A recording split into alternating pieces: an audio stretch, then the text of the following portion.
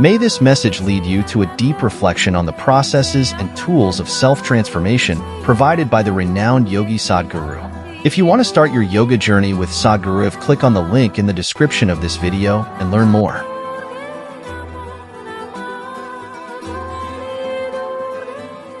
Functioning properly, 30-40 minutes, and wash it off.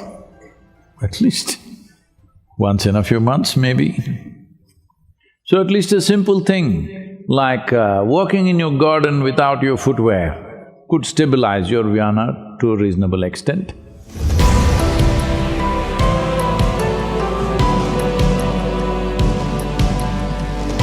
There are kriyas to stabilize the system in such a way that naturally it'll impact the sugar levels later. We have hundreds of people who have completely walked out of their diabetes with us. For most of them, we didn't treat the diabetes at all. We just taught them some simple processes to stabilize their energy system and their body, out of which they have come out of their diabetic condition.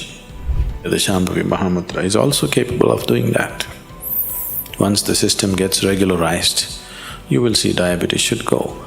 But if you want a quicker, more effective way of getting out of it, if you spend 6 weeks with us, most probably 70% of the time, within 6 weeks we will see your diabetes is gone. There are some people who are hardcore sweet. They may take a little longer time, but at least 70% of the people will be out of it within 6 to 8 weeks of time.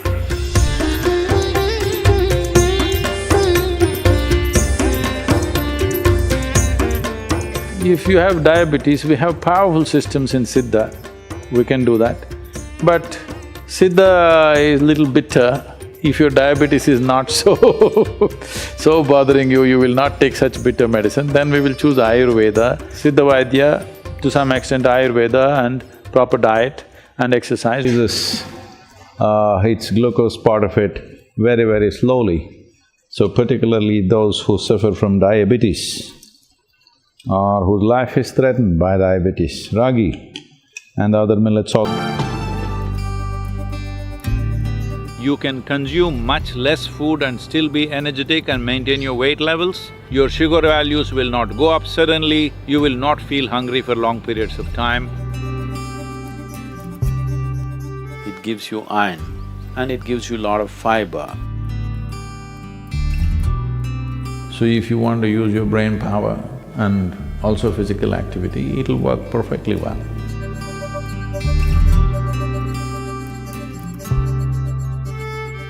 If you simply observe your own digestive system, the way it is built, there are enough parameters clearly telling you that this is built for vegetarian diet. We started eating non-vegetarian diet for survival. When survival was an issue, you eat whatever is available. It is not a moral issue, it's not a religious issue, it's not a philosophical stuff. It is just a question of what kind of fuel gets the best out of a particular machine. If you have a petrol motorcycle, you can put partially diesel, it'll still go, but you think you can race it? So the question is just this, what kind of life do you want to live? Do you want to live at the peak or you somehow want to survive? If you somehow want to survive, eat whatever the hell you want, what is the problem? But if you want to live at the optimum level, you want your body and your brains to function at its best, there is a certain way to eat. If you're conscious, you will see your body will function at a different level altogether. Because food is just fuel, it's not religion. You don't have to believe it, you just have to experiment with it. If you eat vegetarian diet, you have to eat consciously. You must make sure there's substantial variety.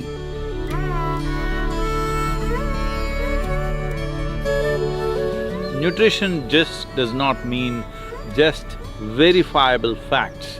Nutrition is about that which supports your life.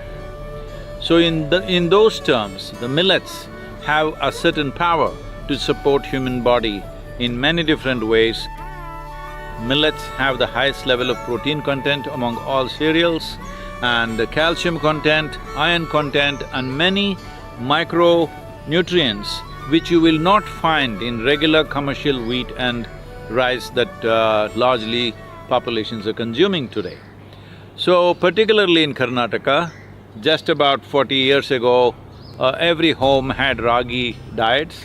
Ragi mudde is very popular and ragi can be made into so many things. Ragi ambali was a constant thing for children growing up. And ragi dosa, ragi roti, all these are very popular things. Just about anything that you can do with rice, you can also do with ragi. But we have fallen into one cereal trap, shifting at least 50% to millet diet. Even if you cannot go 100% because of travel and other things, even shifting 50%, you will see three things. One thing is your general health and level of energy will be way higher than what you're experiencing right now. Next thing is, you can consume much less food and still be energetic and maintain your weight levels. In terms of millets, one important thing is they are slow release, your sugar values will not go up suddenly, it's a slow release process, and with less food, you will not feel hungry for long periods of time, which is a very good thing to do. This is very easy. Those of you who tend to fast and try to balance your diet by doing fastings and intermittent fastings and things like that, you will see millet is most supportive for that kind of lifestyle. And above all, millet is closely connected to the land in which you live. It is a natural aspect of the land, and that is the best thing to consume because the land, the soil and your body are not three different things, they are one and the same. Will we get this now? Or will we get this only when we are buried? This is the only question. So millets should be brought into our lives. Every responsible citizen should do this for the well-being of their own health and well-being, and for the well-being of the country and the world and the ecological diversity of the planet. And especially if you have growing children, millet is a must in your home.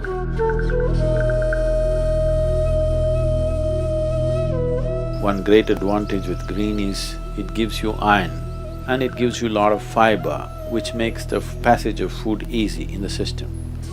The protoplasm in the leaf, which is what gives it the green color, you can never digest that if you eat it raw. If you cook it, you can digest it partially. Only certain aspects of the green leaf you can absorb, rest of it just goes waste. But it serves another purpose, that is, the fiber is one thing. And if sufficient green leaf is eaten, even uncooked green leaf, if it's eaten, it works like a brush. It takes away the mucus in your digestive tract. You have seen, if you have dogs or cats at home, once in a way they will eat grass. That is not their diet. But they eat this so that mucus is cleaned up. They are all conscious enough to know when their system is loaded with mucus. Human beings, too much mucus here, so they're not able to notice it. Otherwise, you're supposed to notice it. One of the most important aspects of eating the green is it ensures that unnecessary impurities don't remain in the body. So it needs at least 24 hours or at least 18 to 20 hours before it can work like that. So if you eat greens, you must eat early in the day so that next day it works as a good laxative and it clears up everything. So if you eat it in the night, you don't benefit from that. You must eat it early in the day.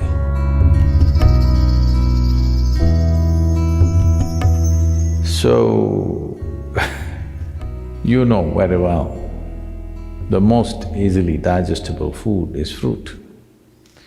Digestion means the taragni, the digestive fires as they are known. If these fires have to burn most effectively, fruit is definitely the best thing. So fruit can do miraculous things to the body. sufficient consumption of fruit can do great things to the system. One can become very, very alive and active, no matter what is your lifestyle. But if you're doing very menial kind of job, let's say you're digging outside every day physically, not with a machine, but you're physically digging and doing very hard work, then you may find every 2 hours you get hungry because of the fruit. Because there is only that much volume you can eat, but it gets digested so rapidly that you may feel empty stomach. Till you come to a certain level of awareness where you are able to be empty stomach and still be energetic. Because hunger is about running out of energy, it's like you're running out of battery, that's why you need to eat. But today, a lot of people, or most people I would say, when they feel little empty in the stomach, they feel like eating. To get out of this, you need a little bit of awareness that you're empty stomach, but still you're okay, because you're energetic. When your energy starts dipping, you eat.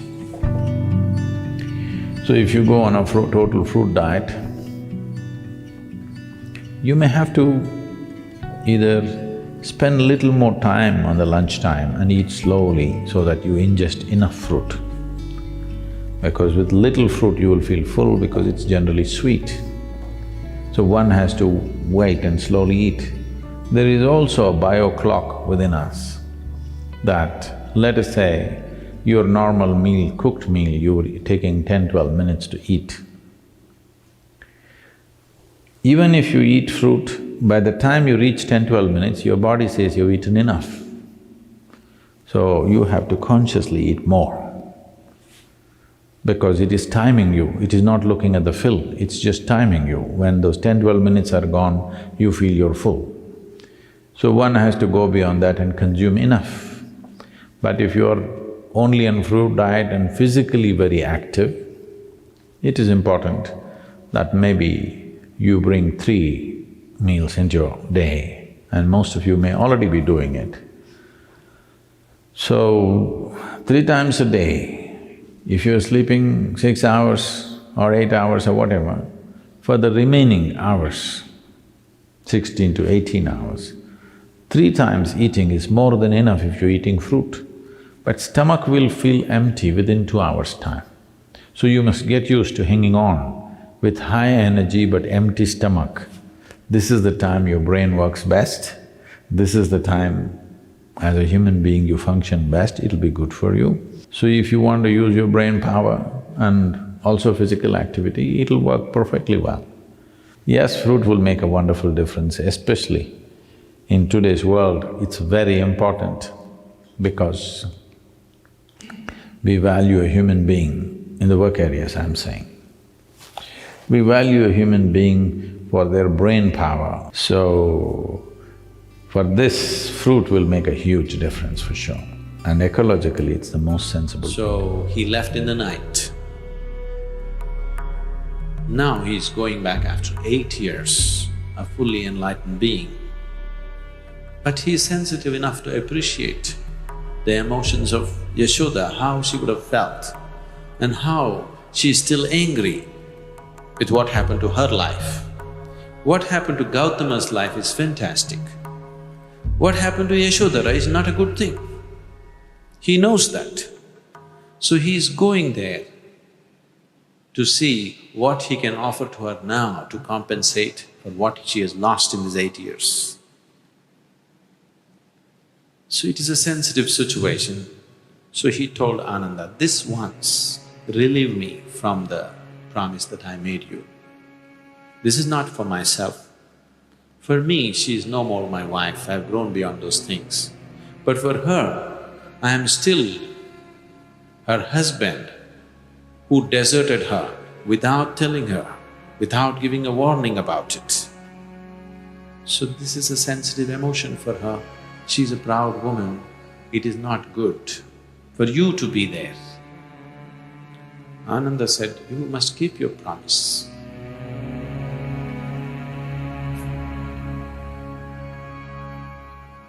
Gautama bowed down and said, okay, and he took him there also into that situation. When Yashodhara saw that he's come with an assistant monk to face her, she just flew into a rage. Gautama knew this. He said, "This once relieve me of this promise that I made. This is nothing spiritual that you're going to miss anything. This is about my wife." He said, "No."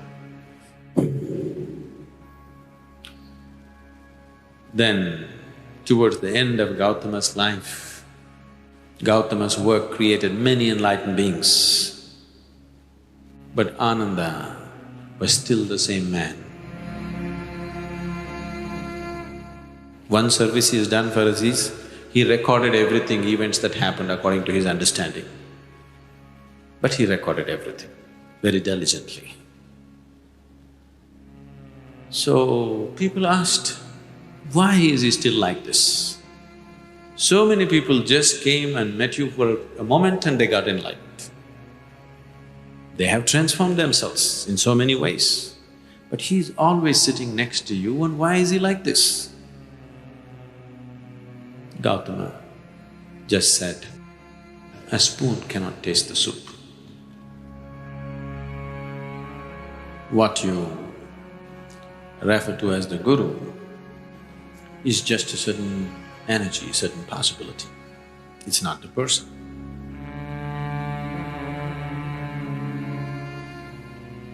So the physical presence, is it important? It is very important. So, organizing our minds and in turn organizing the whole system and these four basic dimensions of who you are right now in one direction, if you do this, you are a kalpavruksha yourself. Anything that you wish will happen. But right now, if you look at your lives, everything that you have wished for till now, if it happens, you have finished. Everything and everybody that you have desired for, if all of that lands up in your house today, could you live with that? Once we're empowered like this, it's very important that our physical action, emotional action, mental action and energy actions are controlled and properly directed. If it is not so, we become destructive, self-destructive. Right now, that is our problem. The technology, which is supposed to make our life beautiful and easy, has become the source of all the problem, that we are destroying the very basis of our life, which is the planet. So what should have been a boon, we are making a curse out of it. What has brought incredible levels of comfort and convenience to us in the last 100 years or so has also become a threat to our life simply because we are not conscious action, we are in a compulsive state of action. So organizing our minds fundamentally means moving from a compulsive state of activity to a conscious state of activity. You might have heard of people for whom they asked for something and beyond all expectations it came true for them. Generally this happens to people who are in faith. Now, let's say you want to build a house. If you start thinking, oh, I want to build a house. To build a house I need 50 lakhs, but I have only 50 rupees in my pocket. Not possible, not possible, not possible. The moment you say not possible, you are also saying I don't want it. So on one level, you're creating a desire that you want something, on another level, you're saying I don't want it. So in this conflict, it may not happen. Someone who has some faith in a god or in a temple or whatever, who is simple-minded. Faith works only for those people who are simple-minded. Thinking people, people who are too much thinking, for them it never works. A childlike person who has a simple faith in his god or his temple or whatever, he goes to the temple and says, Shiva, I want a house. I don't know how, you must make it for me. Now in his mind there are no negative thoughts. Will it happen? Will it not happen? Is it possible? Is it not possible? These things are completely removed by this simple act of faith. Now he believes Shiva will do it for him and it will happen. So is Shiva going to come and build your house? No, I want you to understand, God will not lift his little finger for you. What you refer to as God is the source of creation. As a creator, he has done a phenomenal job, there's no question about it. Could you think of a better creation than this? Is it in anybody's imagination to think anything better than what is there right now? So as a creator, he has done his job wonderfully well. But if you want life to happen the way you want it, because right now, the very crux of your happiness and your well-being is this. If at all if you're unhappy, the only and only reason why you're unhappy is life is not happening the way you think it should happen. That's all it is. So if life is not happening the way you think it should happen, you're unhappy. If life happens the way you think it should happen, you are happy. It's as simple as that.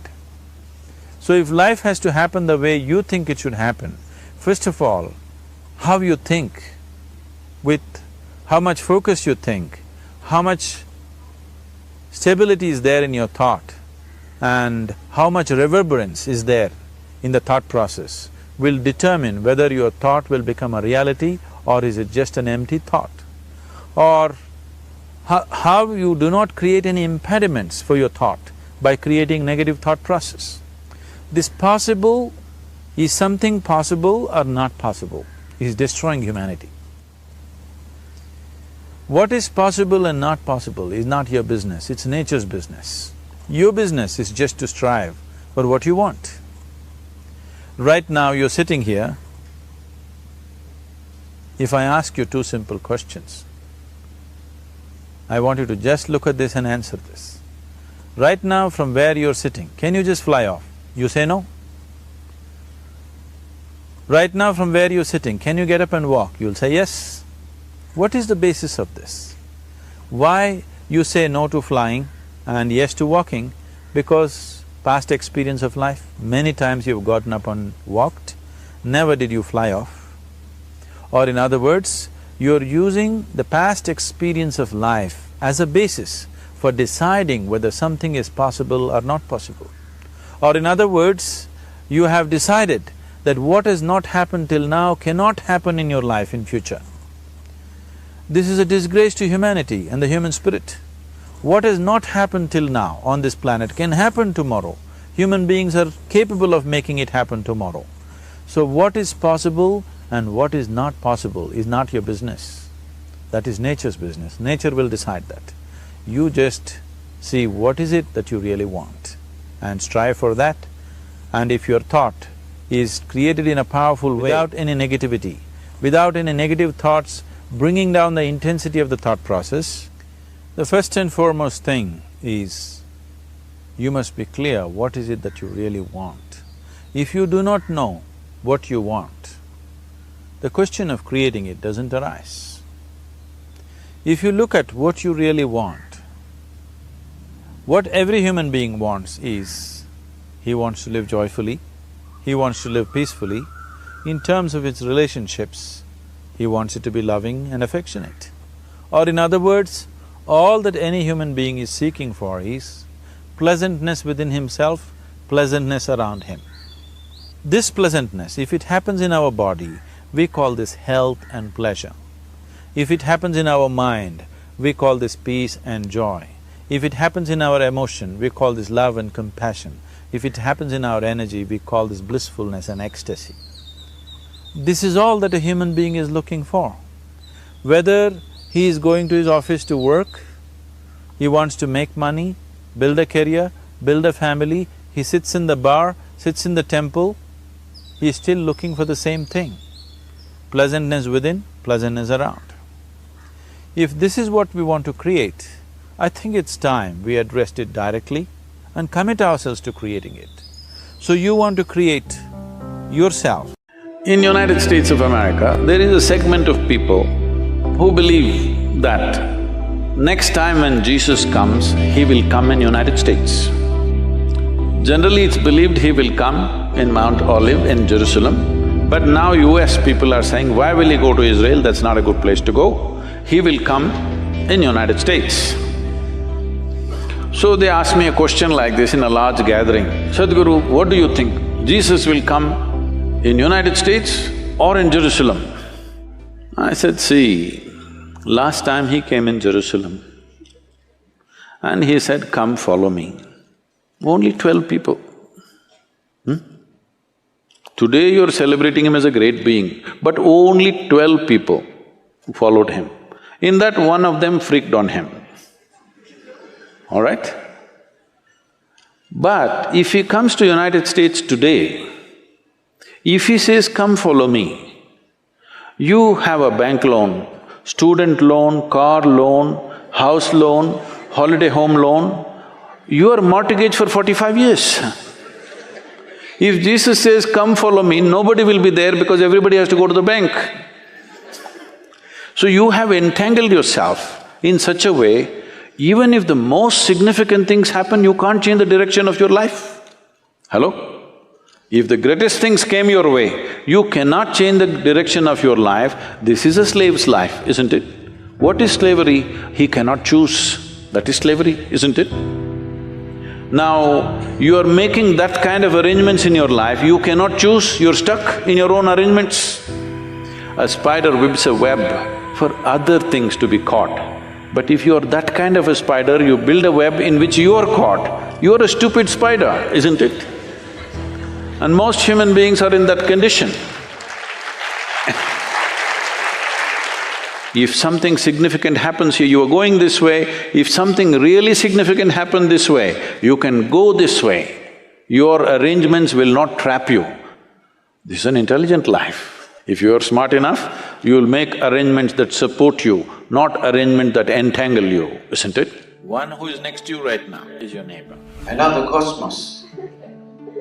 Oh, that's really easy. If you have to just love one being, it costs life.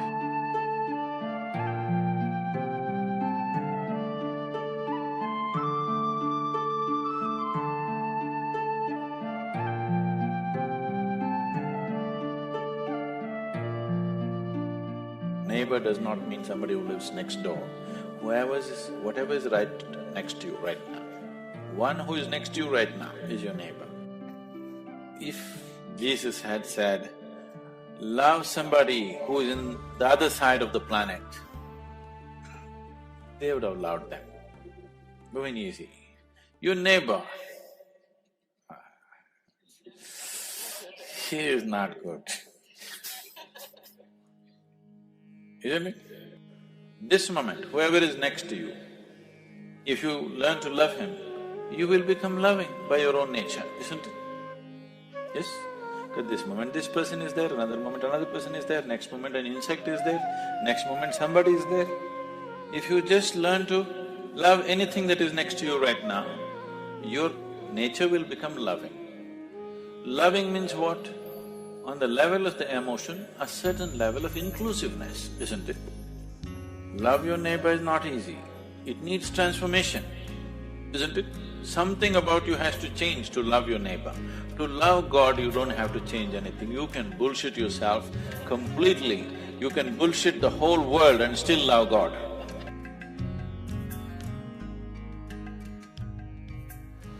This is just like these days, it's become a fad everywhere.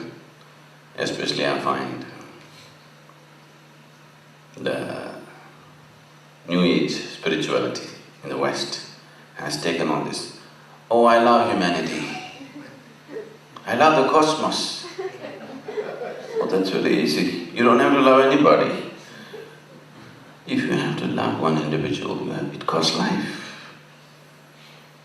If you have to just love one being, it costs life, isn't it?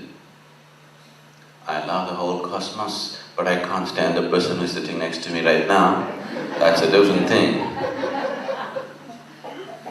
Now, this is just bullshit. Too much of it. Yes?